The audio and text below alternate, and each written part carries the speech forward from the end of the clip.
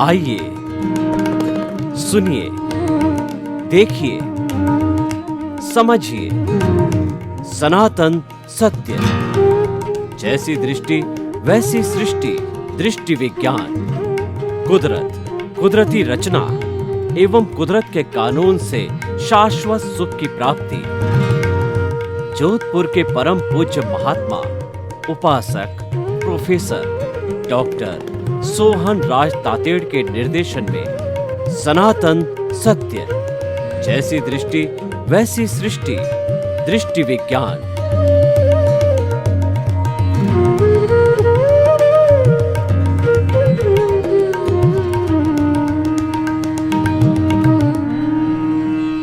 भाई और बहनों, मातृशक्ति को नमन। आज का बहुत सुंदर विषय, अज्ञान से ज्ञान की ओर। हम जन्म जन्मांतर से अज्ञान का जीवन जी रहे हैं। इसी अज्ञान के कारण ये हमारा जो मुक्ति वाला शुद्ध आत्मा भगवान है, वह बॉन्डेड हो गया, वो बद्ध हो गया, क्योंकि अज्ञान मिल गया। किसी चीज के अंदर मिश्रण हो जाता तो वो चीज अशुद्ध हो जाती है। दूध में पानी का मिश्रण होना, दवाई के अंदर पानी का मिश्रण होना या दूसरी चीज का मिश्रण होना, मसालों के अंदर उसी रंग की कोई चीज का मिश्रण हो जाने से वह अशुद्ध हो जाती है। तो विपरीत जाति की चीज जब मिल जाती है तो वह अशुद्ध हो जाती है। तो इसी तरीके से हमारी आत्मा अज्ञान के साथ मिलने से अशुद्ध हो गई, बॉन्डेड हो गई। इसी कारण भवांतर के अंदर घूमती रहती है। तो हमारे अब जीवन का लक्ष्य बनना चाहिए कि हमको अज्ञान से ज्ञान की ओर जाना है। देखिए, अज्ञान, ज्ञान और विज्ञान ये त्रिवेणी संगम है। हमारी भारतीय संस्कृति में त्रिवेणी संगम का बहुत बड़ा महत्व है और बहुत से त्रिवेणी संगम हैं।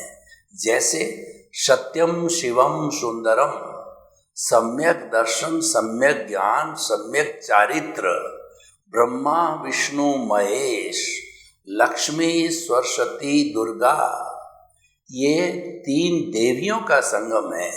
गंगा जमुना सरस्वती, ये तीन नदियों का संगम है। वात पित्त कफ, ये स्वास्थ्य से संबंधित है। सत्व रजस तमस, ये जो है वो प्रकृति के लक्षण से संबंधित है। तो भाई और बहनों, त्रिवेणी का बहुत बड़ा महत्व है। तो पहले हम इस त्रिवेणी को समझें। अज्ञान का अर्थ होता है कि हमारे स्वरूप की जानकारी न होना। मैं कौन हूँ, मैं कहाँ से आया हूँ, मुझे कहाँ जाना, इसकी हमें बिल्कुल जानकारी न होना, ये सबसे बड़ा अज्ञान है। और ज्ञान है वह, अज्ञान को ज्ञान से समाप्त किया जा सकता है। और अपने स्वरूप की जानकारी करना कि मैं मन वचन काया से मुक्त ऐसा शुद्ध आत्मा हूँ, ये ज्ञान हो गया। और विज्ञान है इसमें अवस्थित होना।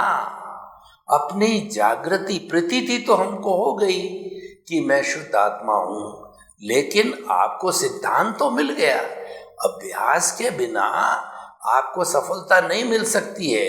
तो उसके बाद अभ्यास करते रहना, उसको लक्ष्य कहते हैं, उसको जागृति कहते हैं। आप सतत अभ्यास करते रहो, स्मरण करते रहो और इस अभ्यास को ठेठ अल्टीमेट तक ले जाओ, तो उसके साथ साथ में अनुभव भी बढ़ता रहता है। और ये अनुभव जब 360 डिग्री पे चला जाता है, तब जो है यह ज्ञान विज्ञान बन जाता है। विज्ञान का अर्थ होता है अपने स्वरूप का एहसास होना। तीन चीजें हो गई, स्वरूप की जानकारी न होना, ये हो गया ज्ञान। स्वरूप की जानकारी होना, ये हो गया ज्ञान। और स्वरूप में अवस्थित हो गया, ये हो गया विज्ञान। तो ये त्रिवेणी है। देखिए कि अज्ञान का साम्राज्य बहुत बड़ा है। हम जन्म से मृत्यु तक के बीच के अंदर मन, वचन, काया तथा उससे जुड़ी हुई अवस्था मात्र कुदरती रचना है और वह व्यवस्थित है। तो ये सारा संपूर्ण है अज्ञान की कैटेगरी के अंदर आता है, क्योंकि ये अवस्था है और अवस्था मात्र जो होती है वो कुदरती रचना होती है। कुदरती यानी उसका क्रिएटर, ऑपरेटर और डिस्ट्रॉयर है, वह कुदरत होती है, संचालन वो करती है। मूल बात है कि संचालक कौन है, तो वो संचालक कुदरत होने कारण कुदरत के अधीन होती है। आपकी स्वतंत्रता नहीं होती, आपकी बाध्यता होती है, आप उसमें कोई फेरबदल नहीं कर सकते। तब जब आपकी बाध्यता हो गई तो फिर आपका रोल क्या रहा? जब आप किसी चीज में कोई परिवर्तन ही नहीं कर सकते तो आपका कोई रोल रहा ही नहीं है। तो ये इस कारण से सारा अज्ञान के अकाउंट में आता है और इसको हम रिलेटिव पुरुषार्थ कहते हैं। देखिए, पुरुषार्थ हर चीज का होता है। अज्ञान का भी पुरुषार्थ होता है, ज्ञान का भी पुरुषार्थ होता है, विज्ञान का भी पुरुषार्थ होता है। पुरुषार्थ बिना तो कोई काम होता ही नहीं है ना। आपके सामने थाली परोसी हुई है, लेकिन आप उस रोटी को तोड़ के सब्जी के साथ लगा के मुंह में नहीं डालोगे तो भूख थोड़ी मिटेगी। अभ्यास तो करना पड़ेगा। आपने लक्ष्य तो बना दिया कि मुझे करोड़पति बनना है, फिर करोड़पति बनने के लिए जो है आपको परिश्रम करना पड़ेगा, बड़ा धंधा लगाना पड़ेगा, फैक्ट्री लगानी पड़ेगी, आपको ट्रेडिंग करनी पड़ेगी, तब जाके करोड़पति बनोगे।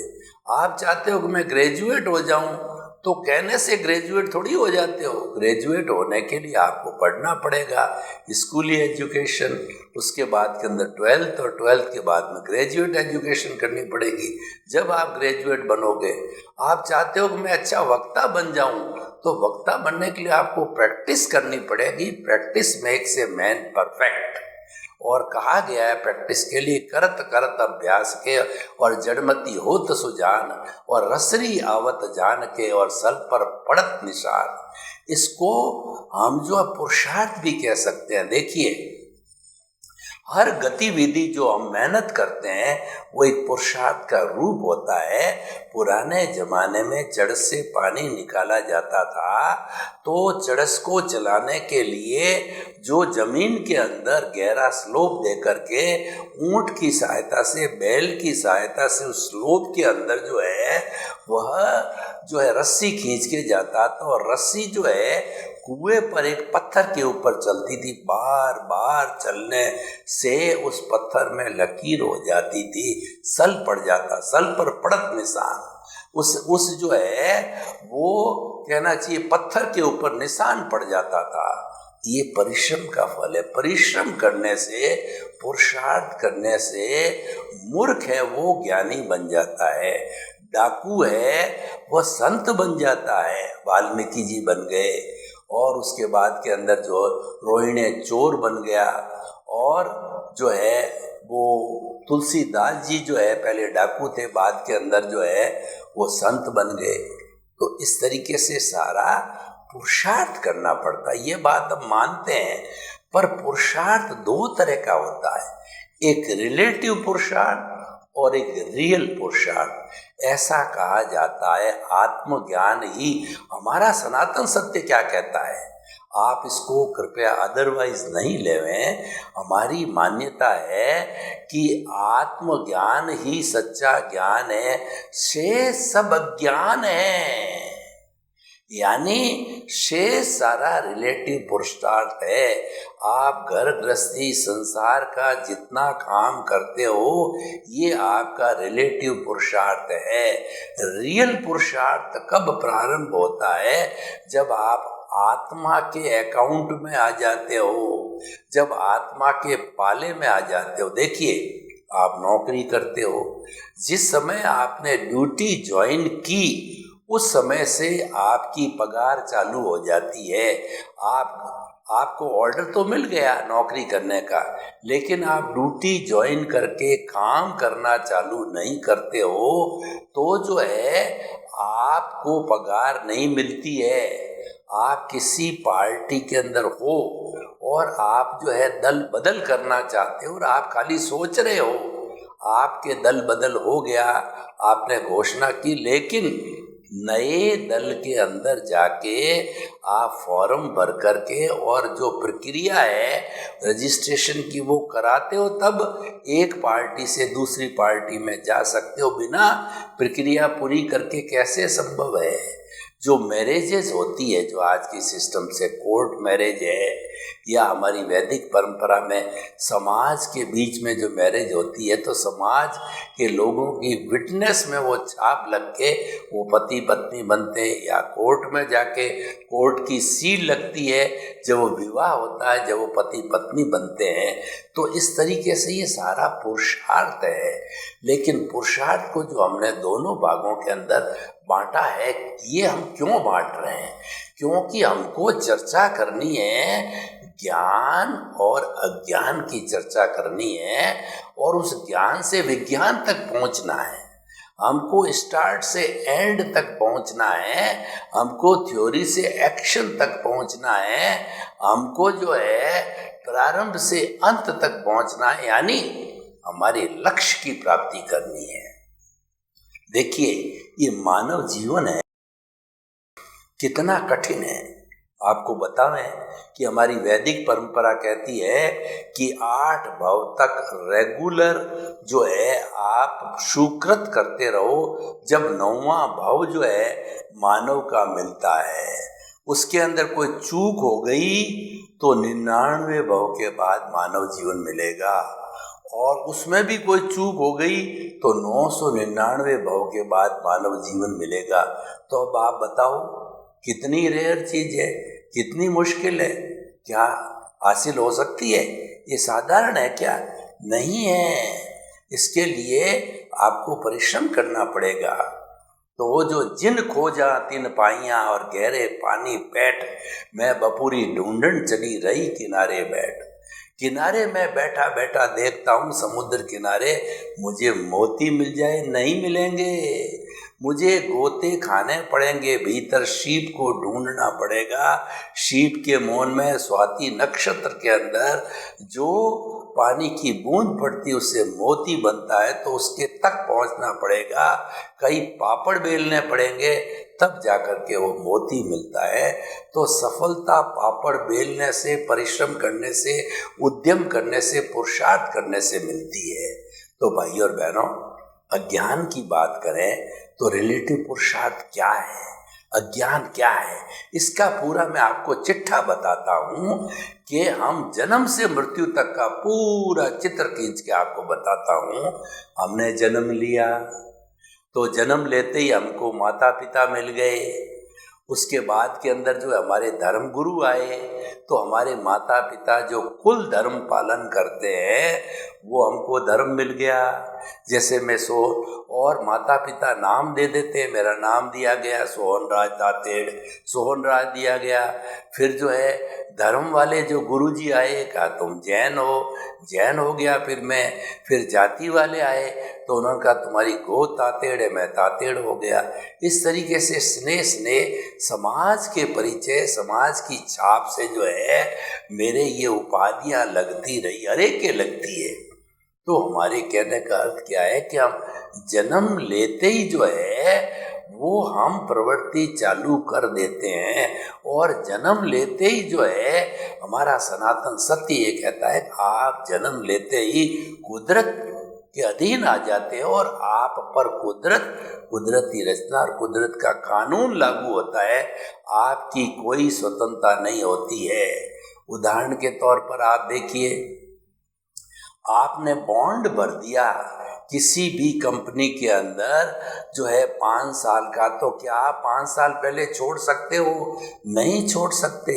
तो हमारा शरीर भी ये बॉन्ड भर के लाता है, आयुष्य कर्म के अधीन लाता है, और हमारे जन्म से हमारे द्रव्य कर्म जैसे होते हैं वो प्रारब्ध और उदय के अनुसार हर क्षण जो है वह प्रारब्ध और उदय खुलता रहता है, यानी परिणाम वो रिजल्ट हमको मिल लेता है। तो हम जन्म से हम क्या कहना चाहते हैं कि जन्म से मृत्यु तक के बीच का मन वचन काया की कोई भी प्रवृत्ति है, ये सारा रिलेटिव पुरुषार्थ है। आप उसको कहते हो मैं पुरुषार्थ कर रहा हूँ, आप तो कहते हो मैं भाग रहा हूँ। मैंने बच्चे को जन्म दिया, मैंने बच्चे को बड़ा किया, मैंने बच्चे को पढ़ाया और मैंने बच्चे की शादी की, मैंने बच्चे को पांव पर खड़ा किया।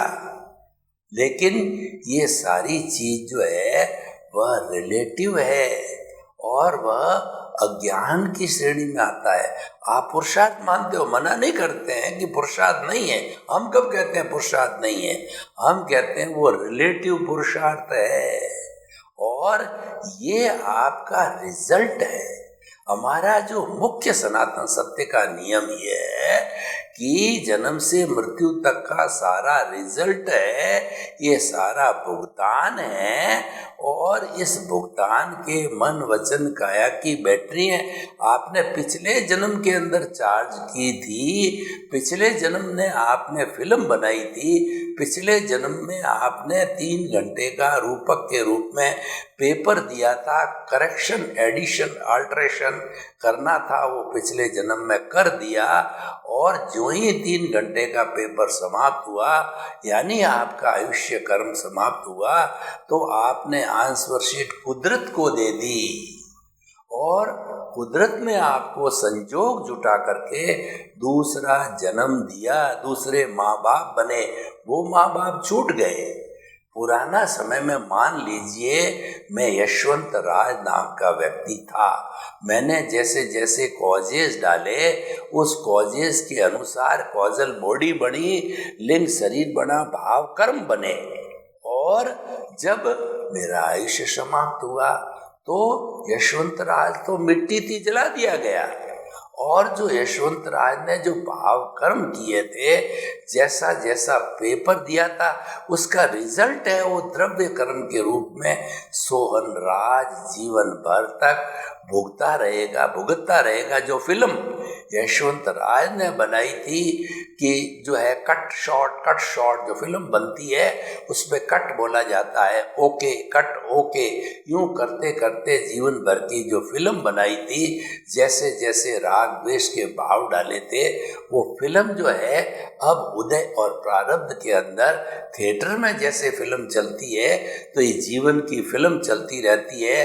कोई बेटे के रूप में आपकी सेवा करने आएगा, जिसको आपने पिछले जन्म में भाई के रूप में सेवा दी थी, आज बेटा बन के सेवा कर रहा है। और पिछले जन्म में आपने बेटे को प्रताड़ना दी थी या बेटे को जो है आपने कोई भी नुकसान पहुंचाया था, बेटे से सेवा ली थी, तो अब वो जो है आपका भाई बन करके आपसे सेवा ले रहा है।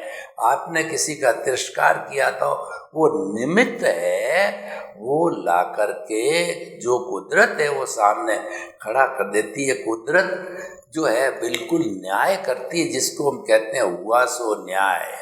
कुदरत का इतना परफेक्ट न्याय है कि आजकल जो सुप्रीम कोर्ट तक न्यायालयों में जो न्याय मिलता है इतना परफेक्ट नहीं है, क्योंकि जो न्यायालयों में जो न्याय मिलता है वो मैन मेड है और मैन मेड के द्वारा गलती हो सकती है, कुदरत से गलती नहीं हो सकती। कुदरत तो सबकी है, कुदरत तो सुप्रीम है, कुदरत के ऊपर कोई नहीं है। कुदरत को तो सबका पालन पोषण करने वाली है, इसके रूल्स जो है परफेक्ट है। और कुदरत का अर्थ हो गया कर्म सिद्धांत भी उसी के अंदर आ जाता है। कर्म सिद्धांत में कोई गलती नहीं हो सकती। देखिए कंप्यूटर के अंदर कोई भी सॉफ्टवेयर डाल दिया जाता है तो हम तो कैलकुलेशन के अंदर हाथ से करते हैं, गलती हो जाती है, पर कंप्यूटर के अंदर जो उसकी कैलकुलेशन या सॉफ्टवेयर में जैसा फीड किया जाता है वो एज इट इज चलता रहेगा, वो परिवर्तन भी नहीं कर सकता है। और उसमें जो सही डाला गया है तो सही वो गणना करता रहेगा। तो भाई और बहनों, क्या भी चिंतन कर लो, 4 बातें बहुत कठिन है, हृदयंगम कर लो, मानव जीवन का मिलना, जो मैंने बताया कि 99 भव 9 भव और 999 भव, कितना कठिन है। मानव जीवन दुर्लभ है। दूसरा, मानव जीवन तो मिल गया भाग्य से, लेकिन जो है उसके बाद ईश्वर की वाणी, ईश्वर की वाणी का मतलब मुक्ति को जाना, अपने स्वरूप की जानकारी करना। ईश्वर मतलब स्वरूप, खुद ईश्वर बनना। तो ईश्वर की वाणी सुनने का अवसर मिलना, मैं मुक्त कैसे हूँ, इसकी सत्संग, इसकी विधि का प्राप्त होना, और उसके बाद ईश्वर की वाणी में विश्वास होना। हम देखिए, एक तो सत्संग का होना मान लिया, कोई भी जो है सज्जन व्यक्ति, सन्यासी, साधक अच्छी बात बता रहा है तो हम उसको सुन रहे हैं, लेकिन उसमें विश्वास नहीं हो तो फल नहीं मिलता, क्योंकि फल देती है वो श्रद्धा, फलवान होती है। जो मंदिर में पत्थर की मूर्ति होती है, प्राण प्रतिष्ठा की हुई होती है, चमत्कारी होती है, सारी बात है, लेकिन अगर आपकी उसमें भगवान रूप में श्रद्धा न हो तो फल कैसे मिलेगा? क्योंकि जो श्रद्धा है वो आपके भीतर विराजमान शुद्ध आत्मा भगवान तक जाता है, और उसी श्रद्धा से कर्म शरीर कटता है और वही हमको मुक्ति में ले जाता है। और मैं तो कहूँ ये भगवान है ही नहीं, ये तो पत्थर है, तो बात ही खत्म हो गई। तो श्रद्धा का होना, और जो है श्रद्धा में विश्वास होना, और श्रद्धा को जीवन में उतारना। जितनी भी अच्छाइयाँ हैं, जितने भी सुकृत है, जितनी जितनी अच्छी बातें हमको सत्संग से मिल रही है, हमको स्वाध्याय से मिल रही है, उसको जीवन में उतारना। जीवन में उतारे बिना तो कोई फायदा हो नहीं सकता। उदाहरण के तौर पे दीजिए कि मेरे हाथ में पेन किलर जो है रखी हुई है, पैरासीटामोल है, और मेरे घुटने में दर्द है, तो उस टैबलेट को जब तक मैं लेकर के पानी के साथ में उतार करके मुंह के अंदर नहीं डालूंगा, ब्लड में मिल करके, और वो घुटने तक नहीं पहुंचेगी जब तक, तो दर्द कम नहीं होना है। तो उसको वहां तक जाना पड़ेगा, यानी जीवन के अंदर उतारना पड़ेगा। तो ये सारा जो है उपक्रम है, ये हमारा रिलेटिव पुरुषार्थ है, पीछे से लेके आए हैं, इसमें हमारी स्वतंत्रता नहीं है, ये हमारा व्यवहार जगत है, और ये हमारा क्रिएशन है, ये पिछले जन्म से हमारी लाइबिलिटी है, पिछले जन्म ने ध्वनि की, उसकी प्रतिध्वनि है। तो आपने कोई लाइबिलिटी की है तो आपको उतारनी तो पड़ेगी ना। आपने अगर बैंक से 10,000 रुपये लोन ले लिया तो आपके नाम डेबिट हो गया। अब आपने कभी 500, कभी 1000, कभी 2000 यूँ डालते गए तो क्रेडिट होते गए।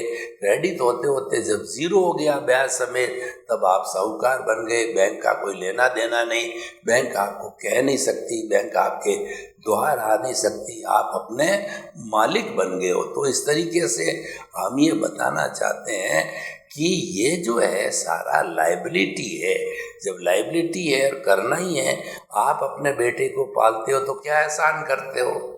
आपने बेटे को क्यों जन्म दिया? कई बेटे होते भी हैं तो वो कहते हैं माता पिता को पालने की ताकत नहीं है तो हमको पैदा क्यों किया, ऐसा आजकल संतान कहने लग गई है। तो आप अपने बेटे को पालते हो, उसके लिए कमाते हो, उसको धन दौलत देते हो, उसकी शादी करते हो, तो ये आपकी ड्यूटी है, ये आपकी रिस्पॉन्सिबिलिटी है। आजकल तो संतान कहने लग गई है। संतान जो है वो पुराने जमाने की तरह जो है माता पिता को ईश्वर रूप में मानने वाली प्रक्रिया आजकल नहीं है। जो ग्रस्त के भगवान होते हैं माता पिता है, वो हमारा कॉन्सेप्ट प्राचीन भारतीय संस्कृति का था। अब वेस्टर्न सिविलाइजेशन का प्रभाव आने के कारण नजरिया बदल गया है। खैर जो भी हो, वो आपका व्यक्तिगत खाता है और वो आप कर रहे हो। तो ये सारा जो आप करके लाए हो रिलेटिव पुरुषार्थ है, वो ज्ञान का पुरुषार्थ है। तो एक ज्ञान का चैप्टर मैंने, अज्ञान का चैप्टर पूरा किया मैंने। अब अज्ञान से हमको ज्ञान तक जाना है। अज्ञान से मुक्ति नहीं मिलेगी, और अज्ञान तो परिणाम है, तो परिणाम तो भुगतना ही है। अब मैं ज्ञान की बात करता हूँ। देखिए, मेरे को इस जीवन के अंदर ज्ञान मिलने का संजोग है। मुझे जो है वो ज्ञानी पुरुष कहिए या सद्गुरु कहिए, वो मेरे भाग्य में लिखा हुआ है और मुझे जो है वो मिलने वाला है। तो आप इसकी खोज करो। खोज कैसे करें? देखिए, स्वामी विवेकानंद केवल 36 वर्ष तक जिए और वो एक जो है नरेंद्र नाथ नाम से ऐसे घर में जन्मे। उसके बहुत वगैरह भाई बहन थे, उनके खाने पीने की पूरी व्यवस्था नहीं थी। खैर, वो अलग विषय था, वो तो उनका भुगतान था। तो उन्होंने जन्म लेते ही पूर्वकृत पुण्य के अनुरूप जो है उन्होंने खोज जारी करी कि मुझे सच्चा गुरु मिले। खोज करते करते उनको जो है कन्याकुमारी के मठ पर स्वामी रामकृष्ण परमहंस मिले। प्रथम दृष्टवा, पहली नज़र में जो है रामकृष्ण परमहंस को अपना शिष्य मिल गया और जो है नरेंद्र नाथ को अपना गुरु मिल गया। उस गुरु ने नरेंद्र नाथ को स्वामी विवेकानंद बनाया, क्योंकि गुरु की कृपा से हुआ। कृपा क्या हुई कि वो गुरु सद्ज्ञानी थे, वो सद्गुरु थे, उन्होंने इनको ज्ञान दिया। इधर तो स्वामी विवेकानंद का पुण्य था और इधर उनको ज्ञान मिला।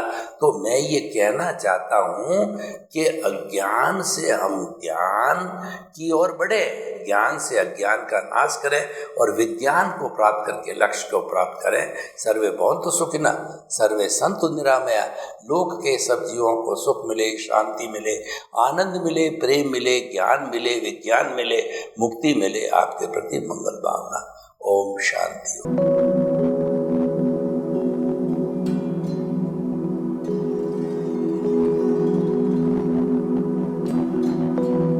एक ऐसा अंतर्राष्ट्रीय ख्याति प्राप्त मानव जो गुरु प्रेरणा से पिछले 20 वर्षों से वानप्रस्थ जीवन जीते हुए 24 घंटे मानवता की सेवा में संलग्न है।